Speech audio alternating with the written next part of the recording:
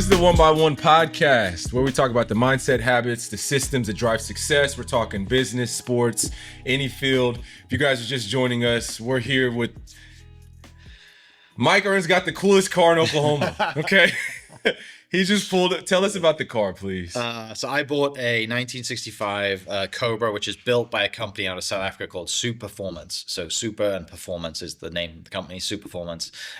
It was one of my dream cars. I love cars, and so you can never have just one. And so it's one of my dream cars. And today the sun is shining 65 degrees, and I thought, why not? Let's get out in the car and, it's the best. So I'm sitting outside, just hanging out on my phone, getting some sun, and I hear this loud sound. I think it's a motorcycle. Kind of scared me, and I looked over my shoulder, and I couldn't see anything because I guess you were pulling up around the corner. Yeah.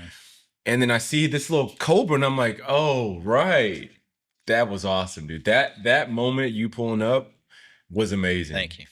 That's why I do it, right? All right, guys. I'm that little kid. See you guys next time. Yeah, I'm done. No, man. No, the car's kind of famous too. Like I bought it off a guy. It's from, so if you've seen the movie Ford versus Ferrari, the car was in the movie. It wasn't driven in the movie, but it was in the background because the company Super Performance supplied all the cars to Ford versus Ferrari. When you say the car, you mean that car? That car, yeah. The one you have. Wow. So I have a documentation of like signed by the producer and the producer of the movie and the I guess guy who was at the company for Super Performance, like a PDF or a document printed that says, hey, this car was officially in the movie. The car came with its own Instagram? And that's why it's famous, right? Because from that moment, the previous owner was very smart and created an Instagram for it and did some great content in California, and now it's in Oklahoma, ripping down the plains. Ripping down the plains. So, yeah. Shout out to Ryan, the previous owner. Dude. Bought a car, came with its own Instagram. Mm-hmm. Yeah, it's got 60,000 followers. That's crazy. It's got more followers than I do. That's wild, right? Crazy. Yeah, it's crazy. Yeah, wow. So I got to keep up the content on the car. I know, dude. Seriously? That's you got to. Yeah. Well, no, that's what I told him. I was like, dude, if the Instagram comes with the car, like, I'm going to keep filming. For sure. As you should. Fun, so. As you should, man. As you should. What was that process like buying that car? Why did you buy the car? So I've been a car person, a car guy. I grew up watching Top Gear my whole life. On a Sunday night, Top Gear was on at 8:00 every night. Jeremy Clarkson, the whole crowd, and I've always and there was a few friends or guys that I got to know at the golf course who had nice cars, and there's something about the way that like being in a fast car or seeing a nice car just makes you feel. It's really hard to explain unless you're a car person and you get it. But also just like the giggle factor of like showing up and seeing your reaction to it, right? Like that, I just find, you're not only making somebody's day or giving somebody a different experience, but like I get like a smile. For sure. And so I've always wanted cars and always kind of found my way in and around people who have cars.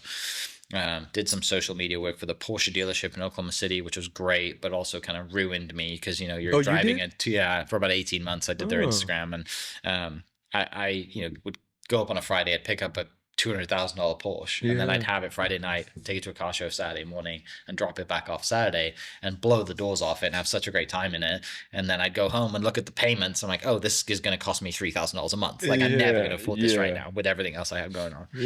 Bad financial decision. But there are companies out there that will finance you to do that if you want. For sure. Which is mad. I didn't realize you could get like a 144-month financing on a car. Could you really? Is like what? How long is that, Taylor? 144 months. Do the math real quick. 12 times 12. That's 12 years. 12-year financing. Yeah, there you go. 12-year financing at like $1,000 a month, which is nuts. But so all that to say, like I've always loved cars and have always been around people who had cars and wanted them. And so I have a long list. I have a list in my notes app on my phone of like cars I want to own, like dream cars. And that one's on the list. And can you share some other cars you like? You're a car guy. What kind of cars do you like? I grew up in Wales in the UK, and like World Rally Championship was huge for us growing up in the UK. This was probably between kind of 2000, 2005, 2006, 2007, or something like that. I was born in 1990, so like my from 10 to kind of 16, and you learn to drive when you're 17 back home. Okay. So that 10 to 16, you're like you're going to learn to drive. You're aware of cars, and so we used to watch. Me and my dad and my brother would kind of go and watch the World Rally Championship, and Colin McRae was kind of big and famous in that world, and he was a world champion kind of. And then Ken Block, who's American, sort of came on the scene a little later, but So one of my dream cars, and shout out to, there's a shop in Edmond called Misfire Motorsports, and Sean and Grant, who run Misfire Motorsports up there, they build Subarus, and they build like 800 to 1,000 horsepower Subarus, and they're wild. Go to Misfire Motorsports on Instagram. Just and you'll really see. fast Subarus? Just nuts. So, but Sean has one that he drives every day. I think that's probably, I don't know the horsepower on it, but it's just like his daily. That's probably a really it's good a family car. car. Yeah, it is. And so, but you can buy, it's a 20-year-old car. You can buy one, for $15,000-$20,000. You could probably put that again into it, maybe a little more, and have a really solid car. So that is going to be the next one for me. I'm going to buy one of those. A Subaru? A decked out Subaru? Yeah, like a 2005, 2007, 2006, 2007, I think it's. So they buy it and they just put a new engine in it? Yeah, they can do everything to it. I mean, you could buy a car, give it to them, and let them do their thing, and they'll do pretty much everything, build the whole thing. Really? So you could spend as much money as you want to spend. But yeah, that would be a fun one, because it's like, it's got 4 seats. It's a family car, effectively. But then you deal with the stigma of being a Subaru driver and being a bald white guy, or the vapes, or whatever the stigmas are, right? Hey, I like Subaru. So that's one of my. I mean, I got like 10 cars on my list. I mean, obviously, I want a Porsche GT3 2018 with a manual gearbox in there. I want one of those. Normal people, when they say they want cars, they just like say the make and model. Oh, They no. don't. Dude, I'm down the rabbit hole. I see that. I have on my phone, I have exactly what car I want. I have the color. I like, back to manifestation. I've gone in detail on what That's I want. crazy. Because I know when it'll show up, I'm like, there it is. That's the one. Do you think that because you did that, that is why you have this Cobra now? I think it's eventually why I pulled the trigger to make the Yeah. decision. Yeah. But I mean, I don't know. I think you only realize the manifestation works is when you're sitting in the seat of the thing you've been manifesting for however long. Maybe it's 5 years, maybe it's longer. And then maybe subconsciously you're not manifesting it every day. I'm not getting up every morning, sitting there with my eyes closed thinking I'm going to be driving a car. But, subconsciously it's there. And like I said, I always update the notes app on my phone, with the cars, and there's probably like 10 cars on there. That I and the good, like the cool thing for me too is like everyone has, I guess, their dream car. If you're a car person, you definitely have multiple, but sometimes it's like it's out there. It's like, cars are getting so expensive now that you could spend, $2, $3, $4 million on a car, which is insane. Yeah. But then you think of, someone's dream car costs $20,000-$30,000, right? Which again, like in the grand scheme of things, isn't a lot of money. I mean, you talk about an F-150 these days, and a Tahoe is like a nice Escalade. It's like 150 grand if you want a decked out one. Like, it's crazy money, right? Yeah. But and there's people like, why would you do that? I'm like, it just makes me smile. Yeah. All the time. I don't consider myself a car guy, but I like cars. Yeah. I really do like. You have an eye for it. I like cars, and for somebody who doesn't consider myself a car guy, I feel like I know cars. Yeah, and not like the inside, but like I can see a car and be like, oh, that's that kind of car. Nice. That's,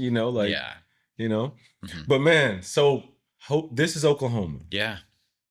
The host of This Is Oklahoma. Right. What do you guys have? 600? How many episodes do you have? Do you know? I think today's one, or maybe Tuesday's one, the just went was 750. I think I'm at 750. It's really close. It's like 749, 750, something like that. One of the most consistent local podcasts in Oklahoma. I think so. Yeah. I mean, the stats on podcasts, most people don't get past 20 episodes. Yeah. But like, we've been doing it for a while, and it's. Well, don't we me. You're. I'm not. I just started compared to you. Well, I started the podcast in 2018, but during COVID, I did like one episode a week for a long time, and then once I figured how to edit during COVID, I did 3 episodes a week. I did 150 episodes in 1 year during COVID because everybody had time. Yeah, and it was on Zoom, and no one worried about it. The audio and everything. So obviously, for me having my own show, I understand like the connections it builds. Yeah. Is that why you started? Yeah. Day job is real estate, selling houses, and so initially I got fired from a commercial real estate job. I was driving home from getting fired, and I was like, what am I going to do? And I still had my real estate license, and had done real estate before that a little bit. And I was driving home, and I was like, okay, well, what am I going to do now? Like, I figured out commercial real estate is not really for me. And I watched a Gary V video. Shout out to Gary V. And his video was about, I think maybe his sister does real estate, and he was talking about like specifically 2 real estate agents, and it was, you need to become the social media mayor of your town, was the quote that he used. And I'm always on Instagram, I was always like post on social media, and I'm like, okay, well, that's not that hard to do, especially in the real estate world. And so I started an Instagram account, and the name, and I've never seen the TV show This Is Us, but that was like in my kind of friend group at the time. People were talking about it, and so I looked up This Is Oklahoma, and it was free, and so I took it.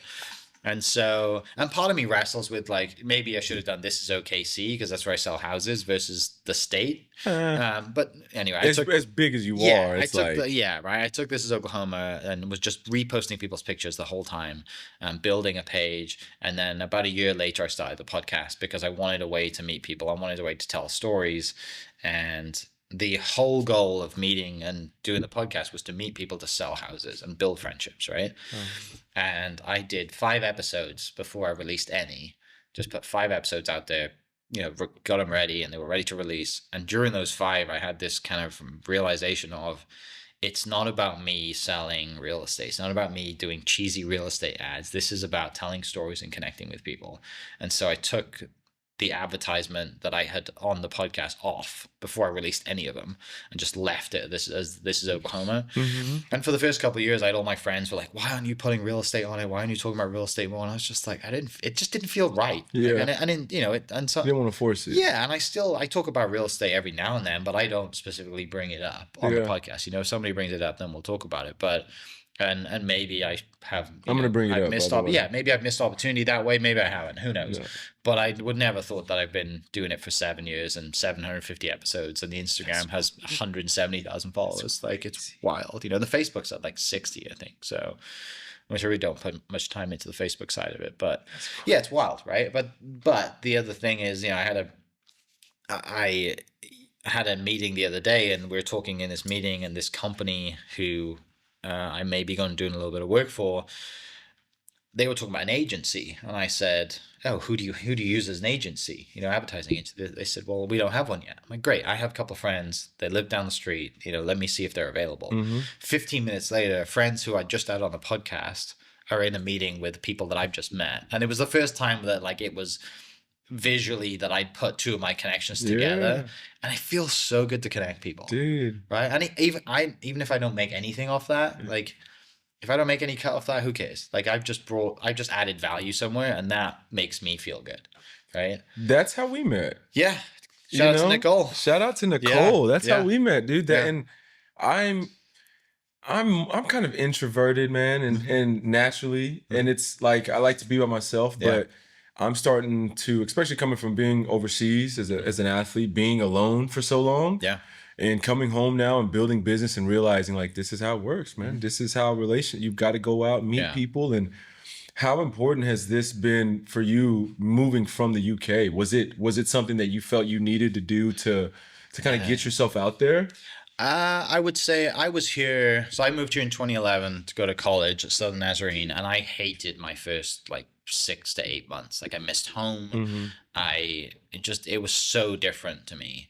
And it was just like this emptiness feeling inside you, which is really hard to describe unless you've missed something. You've been away from home, you get that, right? And it was always after 6 o'clock for me when the time difference back home, and all my friends went to bed, 6-hour difference back home. So they were like going to bed, our time, 5:30, 6 o'clock. Then the evenings were really quiet. And so I definitely felt lonely. But I think the good thing about golf was like you kind of create friendships. And so I had a lot of friendships from golf. And then I've always been, I guess, able to create like a pretty good friend group, and I'm open to connect with everybody. But when I started the podcast, Instagram 2017, the podcast 2018, 7 years later, I definitely needed. I'd graduated at that point, and so I had a smaller friend group, and this is definitely. It's the cheat code to meeting people. You know this, right? No, I'm like just now learning. You in the door. I'm just now learning, dude. It's crazy. It's such a crazy cheat code. And not once has anyone ever asked me how many downloads I get. Meaning, like, when I've asked someone to come on as a guest, they're like, okay, cool. Like, what's the date? No one cares, right? They just want to talk. Beautiful. Thank you. And I tell everybody, like, just even if you never post an episode or like 3 people listen to it, like the fact that it gets you in the door, it's so much easier than saying, hey, you want to go to lunch? You want to go to coffee? Dude. No, I don't. Who doesn't want to come talk about themselves? That's the key. right? And then Everybody you wants meet to all come these talk about people, and this themselves. city is a small city when you get into a certain type of circle, right? Everyone kind of knows everybody. If you're doing something, everyone knows everybody, right? Yeah. Whether it's being on a podcast, whether it's editing, whether it's selling real estate, like everyone knows or is aware of people. And it's just this huge spider web, and I'm grateful for it. Yeah. Grateful for, and I think it helps with like Oklahoma being welcoming as well, right? Because I'm a guy from Wales who has a podcast that talks about Oklahoma. They could easily just like give me so much crap I for it, know. but I'm, so no one else was doing it, so How at what point did it feel like a job to you? You're 700 deep. yeah. Cause, and I say that because I know, like this morning, I had to get up at 10:30. I had to, not get up, but I had to come in here, get dressed, come take a shower, Yeah, do yeah. all the things, and Yeah. it's a lot. Yeah. It's not, and you're recording, letting 3 out, 3 go. You were Yeah. at some point, so I know at some point it became a job for you, or it felt like it was difficult. It was grind. Yeah, it's usually and I'm a typical guy, meaning I don't schedule things very well. I'm like, and I think You that's, text me on your podcast, hey, you want to do the podcast Yeah. tomorrow? I'm like, all right, cool, I'll see you there. yeah, like I kind of, days just, someone says to me, what are you doing for Halloween? I'm like, I haven't, this was 2 days ago. I'm like, I haven't even looked at what Saturday night looks Halloween's like, Friday when? When night. is it? Yeah, I'm like, whatever. But, and all that to say is like, usually I am pretty good at having 2 to 3 weeks ahead, right? So I post every Tuesday, Friday. I have, at least 2 to 3 weeks ahead. Still of now? content. You do Still it? now, right? Wow. But when I travel sometimes, or when I get busy, and like today's episode is supposed to go out this morning, it's going to go out this afternoon because it's almost finished. I just didn't finish it. Yeah. And I played golf all day yesterday. Like I had the best day. I had to play yesterday. golf yesterday. I did. too. I had the best day. It was sun was shining, it was 65 degrees, no wind. Like I played golf all. So that was like, it doesn't. That's I don't. There's not a certain date for me where it feels like a job. I think it's just like something I do. You don't take it too seriously. I don't. Not at all. And I think that's the key. Yeah. I think Because there that's would the be key. people who would be mad that they didn't release their episode at 3:00 this morning. I so think it's that's the ready. key, man. And I've had to kind of let my relax in the sense as well. Show up, do the show, talk, and those are the best episodes. Those are the best, like when you get to start to relax and kind of free. And you're free, you sit in it and talk it up. And that to me is like when you start to get out of the work zone for it, man. So that's cool, man. So talk to us about sport. Sport, yeah. I played golf. I had a golf club in my hand when I was 4 years old. I still have my first golf club. It's one of my prized possessions. Yeah, it sits in my office. It's about this big. My granddad gave it to me, and it like is just it is a symbol of what everything I have in my life comes down to. Everything I have in my life comes from golf. Like I've met someone on a golf course. It's like when I go back and I track everything relates back to golf. Are you a symbols guy? Do you consider yourself like do you consider yourself that? No, I've never heard that term. No? No. What do you mean by that? A symbols guy? I just think so. I've met. I guess I don't want to dive into that, but just as far as like you think you're holding on to things as far as memorabilia. I am a big. Let's call it memorabilia. I'm a big memorabilia Not symbols, guy. memorabilia. My office is full of like that's the word I'm stuff looking that for. I have, like framed stuff, whether it's like family things or symbols. Symbols. I don't know why I use that No, word. you're right. Sentimental things. Sentimental I'm a things. absolutely big memorabilia guy. So yeah, like golf started at a young age for me. I joined my first golf club when I was 8 years old for my 8th birthday because that was like their age cutoff.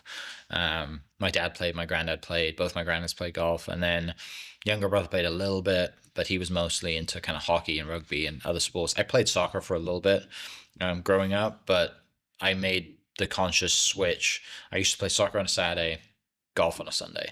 And then when you get to a certain age in soccer, you transition to a bigger field and you go to Sundays, and I was playing golf. And so I was like, okay, we're just going to play golf all weekend. And I got so much crap from my friends in high school about playing golf, old man sport, all the things. And I was like decent as a kid. So I was like in the local paper, and like the guy who did the sports section was a member of our golf club. And so like he was always like, hey, what are you doing? Let me take it, So that was kind of it there. And then I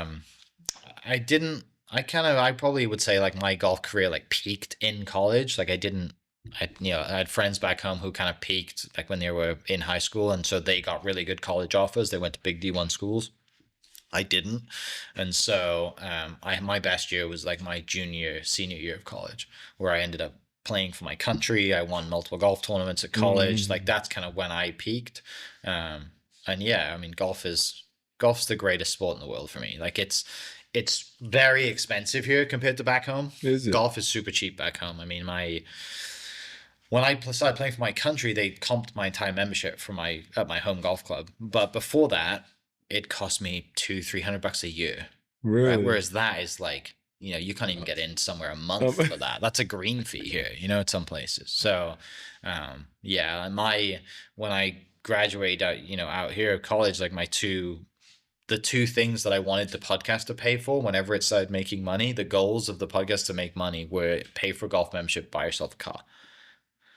Okay. And it feels weird to have done those now, No, yeah. right? Like in 7 years, it's taking you to do it, to do that, but that's what it did. So yeah, golf is everything for me. Personally, I want to ask you, what does monetizing a podcast look like? The business side of it. Yeah. So for me, the podcast is a way I video every podcast, and it's a way I monetize the Instagram following side of it, right? So I don't think the podcast gets enough downloads on my side to kind of want people to do that. So when I pitch somebody to sponsor the podcast, I say, look, I video everything. You're going to get a minimum of like 12 pieces of video content from this one podcast. We can put your logo on all of that, and then also loop in, hey, you get to submit a guest every month, so that adds value. So I take a little different approach to it versus, hey, this gets so many eyeballs and downloads and views, you should sponsor the show because the show does really well. Well, for me, it's like the video side of production for it. So the hidden gem, man, real estate, yeah. You don't talk it's about terrible right now. You don't talk about real estate it's much. Not good right now. That's why. Yeah. Which is the beauty of the podcast. I'm glad the podcast makes money because the real estate, it takes the pressure off real estate. Yeah. The real estate's not easy when the market's down. Right. How is Oklahoma real estate? How is real estate in Oklahoma just in general? Yeah. I mean, it has been really good. It's affordable, right? So you're getting people you're getting to graduate from university and instead of moving into an apartment and spending $1,500 a month on an apartment, then, you could buy a house and have your buddies rent from you. Like that is possible in Oklahoma. It was possible when I graduated. Yeah. It's getting less and less possible because the house price is going up, but it's affordable compared to going to the coasts, right? Or going down to Dallas and like the rent's, $2,500 for an apartment. That's a nice one, but it's still affordable. I think average price roughly, I think in Oklahoma City, last time I checked, was anywhere from like $275 to $300. And then Edmond, I think, is closer to $400. Yukon around the same, $300s. So it's affordable. That's very, I mean, we've lived all over the world. I've been all over the world. Like home prices are nuts elsewhere. And you talk about people that have traveled, or you talk to teammates and they're like, man, I can't afford to live in the city, but I don't want to go out of the city and buy a house and commute in. Yeah. I have a friend in Vancouver who like, he can afford to buy a house, but he's going to have to commute 45 minutes every day. He's like, I'd rather pay and live in an apartment downtown and walk to work. Right. So, but I think it depends on your life, your age that you're in your life too. But yeah, real estate it's a great business, easy to kind of connect with people. My only kind of issue with the industry, I would say, is that there's so much competition as far as agents, and it's very easy to get your license. Yeah, I feel like there's you could name 10 real estate agents so that everybody's an agent. Yeah, exactly. And so there's that part of it where I am competing against, and people same thing. Like the guy Wyatt, whose brokerage I am at, he's a full-time real estate agent, whereas I wouldn't consider myself a full-time agent because I have other things. So he is competing against me and everybody else who, someone in my family or my extended friend group might come to me and they're like, hey, do you want to sell a house? I'm like, yeah, I'd love to. And I might do anywhere from 5 to 12 deals a year, whereas he's doing 50. Right. But he's also competing with that family member. Who's like, oh, I'll sell your house for you. And the family member's not like realizing, my aunt will do it for me, or my sister or my brother will do it for me. And they're not thinking, no one thinks of this is basically your second largest investment in your life, other than having a family. Is usually your biggest purchase in your life is usually your house. Yeah. Right. And so most people don't think of, this, like the need to have someone who is doing it all the time. And so that's why for my, I've worked alongside Wyatt and as part of his team versus like a standalone I'm on my own agent. It's been really helpful, and that's why I think if I didn't have the podcast, it would force me to really, all I would do is real estate, right? And you wouldn't like that. I wouldn't be happy. Yeah. No, I kind of not, like you know, but I'm not the type of person I can't just have one job and work a 9 to 5 and go home on the weekends and play golf. Like I need to do something. Yeah, like you like having. I get that. I get bored really easily. Yeah. Right. I like to have multiple things. I like to have a podcast. I like to have, you know, the real estate, and the social media is tied in some social media management, or, you know, like having the car leads to a few other things too, and like renting the car out to weddings, or, you know, friends who want to do photo shoots with it, right? So that, you know, so little things like that. Like the car is obviously a unique way to, like, you know, make a little bit of money. And it's funny, I always people ask me like, what do you do?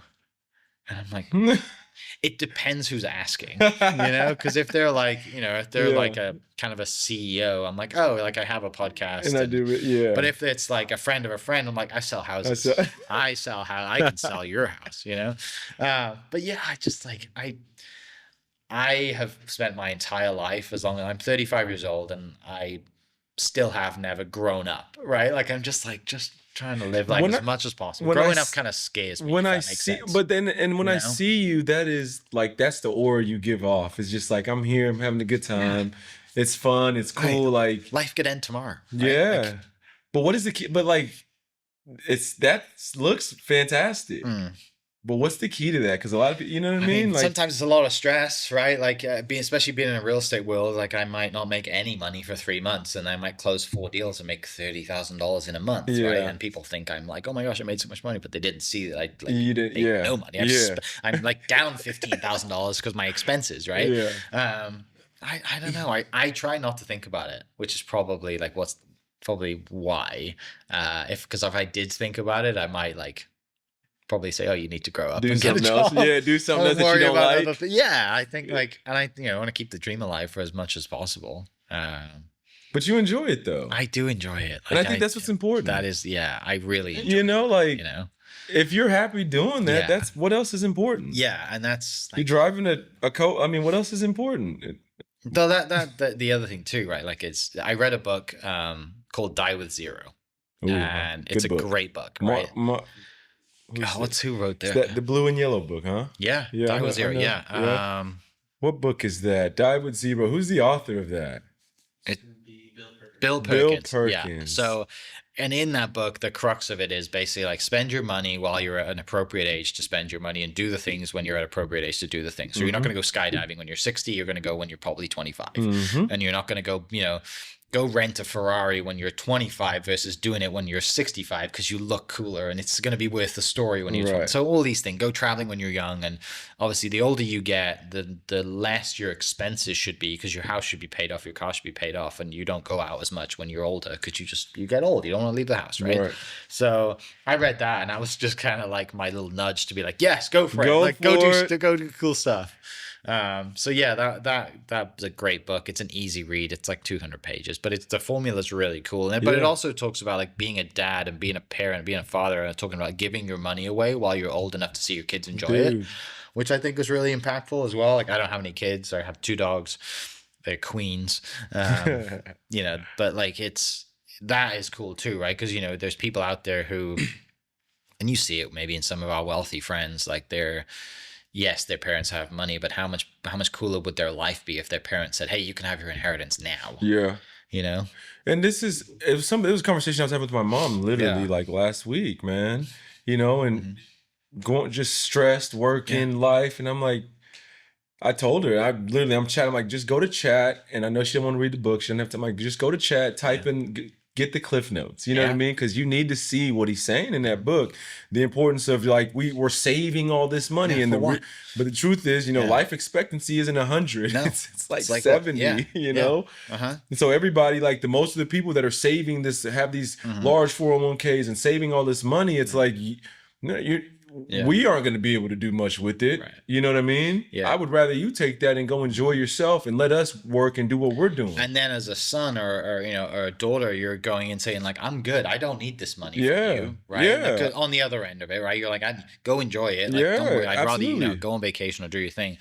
Which I think my parents have started really doing a good job of that. Like my younger brother's kind of out of the house, and my parents, you know, once he graduated, he'll be 30 in December, and so, you know, once he graduated university, they really started to like go do more stuff, and it's like, you've earned that, right? You know, you've earned that. You've paid for me and my brother to gonna, you know, grow up and go play golf. Like he played field hockey and all the things, and, you know, drove us around to sports and sacrificed that time. Go and enjoy your life. Yeah, man. I think that, and I'm not a parent, but just watching my parents and watching how much they care about me and my siblings, and not so like going past caring, like worrying about us, you know. And I'm just, you guys have done so much for us. Yeah, and we're good. You were good, you know. And I think that a lot of parents go through that. Yeah. You know, and it's just worrying about their kids, whether they're in the nest or not. But you guys have done a great job. You got 4 kids who graduated college. Everybody's living on their own, making their own money. They deserve a medal. Yeah, right? you guys deserve a medal. You know, we're good. And so, if that's my message that I would say to any parent, man, is just enjoy the life that you're living right now, because you're not getting any younger. Yeah. You know, and the money that you're saving for a rainy day, use that now to enjoy your life, and then, you know, bet on the kids that you raised and what taking care of you if you need it. You know, like they're absolutely. You know, so man, you love Oklahoma. It's just the best. Like, it's just the best, right? Like, where else can you go that, you know, you can? Hey, I like not only are the people good, but like, okay, we get random terrible weather, usually in early May, or in the, you know, in the winter it gets brutally cold, or you're dodging tornadoes. Cool. Like, I grew up in Wales. It rained pretty much for 6 months. Gosh, just it's so. I don't want to say that it's easy here, because it's not, and I don't want to take that away from people who work hard. I hear what you're saying. It is easy if you put in a bit of effort. Yeah. Right, and I mean easy in the way that, like, there is abundance here, and people want to help you. They're if you trying show to a help bit of you. effort. Exactly, and that's what I love. Right, you know, all these people I've met on the podcast, all these people I've interviewed, you know. It's more of like, what can I do for you, than, you know, kind of, okay, you're in, you know, you're done interviewing me, now leave me alone, right? Everyone's really nice. Yeah. It's the best. It's funny, man, because I full confidence. I left Oklahoma in my adult age, right? So I was here, I grew up here, played college basketball. Right after college, I'm growing up, being an adult. Then I leave immediately. I'm gone for 8, 9, 10 years, lived my whole life in Europe, come back here in Oklahoma, and I land here, and I'm like, whoa. Everything changed in those 9 years too. The city went. I'm like, whoa, what's going on? You know? And so for me, it's like a culture shock, but I'm learning to adjust, and it's not the same. It's not the same. No, it's not the same as traveling and living in Spain and living in there. It's a different pace of life. You know, it's different, but there are things to enjoy. And I'm like, my partner, she loves it here, and my family's here. All my friends are here. Like, I like this place. It's good. The real estate's good. You know, but I just, being around you and seeing the love that you have for Oklahoma, bro. You got the Oklahoma hat on, like you're Wildcat hat on. That's cool. You help me, man. You help me find light in the day. There's always something you can be, you know, you can complain about. You know, I'm complaining about this or that being here, and there's always something you can complain about. So, well, because and I think it's the key is we've traveled, right? We've seen what it's like in other countries and other places, and you've been fortunate enough to play basketball in some epic cities in Europe. But, you know, for me, it's only just kind of been Wales and here that I've spent a lot of significant time, and the amount of opportunity that is here versus what is back home is like night and day. And so I can't help be happy and excited to be here because of what I grew up. And I'm not saying my upbringing was great, but it's just not the same as here, you know. And I remember going home when I was in college, I'd go home every kind of summer and Christmas. And I remember going home one year for Christmas and just like looking around, and it was like the first time I'd realized how much of an opportunity I had here. Meaning, like, when like my friends are going into jobs and they're going to work, you know, they're going to be successful, but they're going into jobs where they're going to work a 9 to 5. They're going to play golf on the weekend. They're going to have a few beers on a Friday and Saturday, watch a football match, and that kind of it. And that just didn't excite me at all. Yeah. It still doesn't excite me. Like, Yeah. that's why I probably, if I ever have like a legit 9 to 5, something bad has happened, right? Like, and I won't be happy unless somebody, unless it's playing golf. Yeah. Here you get to play golf for now, whatever, Yeah, So, yeah. meaning like a traditional like 9 to 5. I have a degree in marketing. If I went to work for an agency, that I don't think I'd enjoy it. Yeah. I'm better off coming in 1 or 2 days and like Yeah. flying around, Yeah. But I noticed that, and I think I had a conversation with some friends too, and it was generally just about like, life and because the other thing growing up, and I don't know if this was the same for you, like no one talks about money growing up. No. Right? No one, and it's kind of like a taboo topic to talk about. Whereas I'm the opposite. Like I want to talk about it. I want to understand it. I want to understand what people do with their money to set themselves in a certain way. And there's no education around money back home, right? Kind of, maybe it's the same here. And so I was having conversations out here in college and when I graduated about money and investing and, and even not, I'm not talking about like crazy investing, like just putting money aside every month, right? Sure. Just letting it grow. And I was having these conversations with people back home and they were just not on the same wavelength. And I'm like, I'm new to this in Oklahoma City, but back home, like there was like, I was talking to the wall, and it's just like your average house out here has a 2-car garage and 3 bedrooms and 2 bathrooms. Like there's abundance of space here for people to build, whereas back home there's not, and everyone's cramped and tucked in, and it's just like, get me out of here. Yeah, no. But I went to coffee with my aunt at Christmas one year, and she's like, I joked about coming home. She's like, yeah, and she's like, she got real serious. She just like looked at me. She's like, don't you think about it? You're staying in the States. Yeah. So yeah, and she's come to visit. Loves it out here. That's a good place. That's a good place, man. I like Oklahoma, man. When you think back to your journey, man, you think about coming from Wales, you think about the podcast, the car, real estate, everything you're doing. What is this all about for you? I'll be honest. I struggle with I don't think I do enough. I struggle with that a lot. Like I struggle to sit back, and it's only days like today where I get to reflect and be in the other seat and actually, because I get, it's fun when I talk to people and you got 700 podcasts. You're like, but I'm always the one asking, right? I'm forcing them to reflect. So it's fun being this side to kind of force me to reflect. Like I struggle with kind of slowing down in a way to sit back and be like, I have everything. There's a quote like, you have everything you've dreamed of, but so I think and maybe it's the Instagram world, maybe it's the side of, the wanting immediate satisfaction, gratification, all those things. But yeah, I think I definitely struggle with I don't do enough. I think I'm lazy, which I tell that to some people and they're like, you do more than, but I do. I think I'm capable of a lot more. And I think that there is a lot more in me.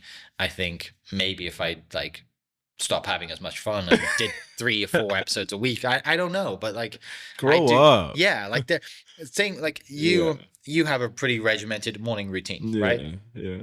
And this morning I woke up at, I don't know, 5:45, 6 o'clock. And I'm like, cool, I got time. I'm probably like most people, thumb around on my phone and then get out of bed and take the dogs for a walk. And, and I look back at that, I'm like, well, I probably lost 30 minutes just thumbing on my phone in the morning. It's the worst thing to do. But, but at the same time, I'm up at 6:30 and not 8:30.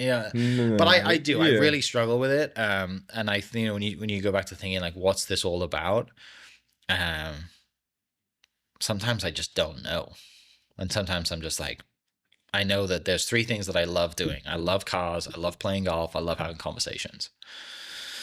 Real estate allows me to do that. The podcast allows me to do that. And I have tried to create real estate as a business allows me to do all 3 and kind of tie it into selling houses as well. And I think that's special in the industry that I'm in allows me to do that. They all could also be their own podcast and own TV show and own bit of that. I do enjoy. I wish I need to get better at creating vlogs, putting myself on camera more, and creating I could have made a vlog about today, right? Just stuff like that. Crazy.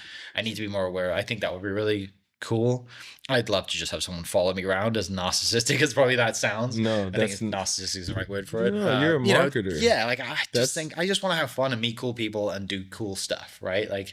There are some days where I sit in the house and I feel like I have done nothing. And I'm laying in bed at night thinking I've wasted a day. But then there's sometimes where like you need that day. Yeah, right? absolutely. Like, recovery Absolutely. from an Absolutely. athlete's perspective. I'm nowhere near the same athlete at the level you are, but there's to put it in an analogy, like some days you need that, just sit on the couch with the dogs and watch a movie. Yeah. But truly, like, I don't think I do enough. And for me, I have just been doing the podcast so long now. I'm just going to keep doing it. Like I have a crazy goal to get to 10,000 episodes, which I need to up. 10,000. Yeah, and I need to figure out where I'm at because obviously I've started multiple podcasts. So I've done more than 750. Oh, right. So I need to figure out where I'm at total, which wouldn't be hard to do. But then I also need to do the math on, hey, if I have, let's say we live to 70 years old, right? And I know I've got 35 more years. I need to do the math on how many episodes I need to do a year to get to that. Wow. But yeah, like I don't know. I who was the like famous podcaster who died last year? Larry King. Had a radio show and then had a podcast and was just like ancient guy. But he did podcasting every single day. I'm like, it wouldn't be hard to have somebody on the podcast every day. If I had somebody as like an assistant who just scheduled podcasts for me, I could easily do one every day. Right? Some people do that. I know some people do 4 to 5 a day. It's just a week. Conversation, right? Yeah. Like, the hard stuff is the video editing and the people and the stuff that it takes to do that, right? Like, but what opportunities are we going to have? And I'm a big fan of Alex Hormozy and kind of all the things that he does. And I'm like, most of the time it's just more. Like you're doing what you need to be doing, just 10x it or do more of it by 5x or whatever, and you'll get better results because the numbers make sense. Yeah. So, but if I was like truly trying to answer, like, what is it all about? I mean, I just I want to play golf. I want to drive my nice car or multiple nice cars. The other goal that I haven't reached yet is like growing up in the UK without land. Like I want to live in the country on some acreage and be able to hit golf balls on my own land. Like, like I just I'm not really a big city person because Oklahoma City is not a big city. I'm not a big city person, but being in the country to me, that speaks to me. So that's like the next goal tick. That's one of my end goals is to own an estate. Like I want to be on an estate. Right. I want like my parents to live here, them to live here. Little compound. Yeah, just a little compound, Yeah. I did today's podcast that I did with Josh McCulloch. Maybe you'll be my agent. I can happily help you with that.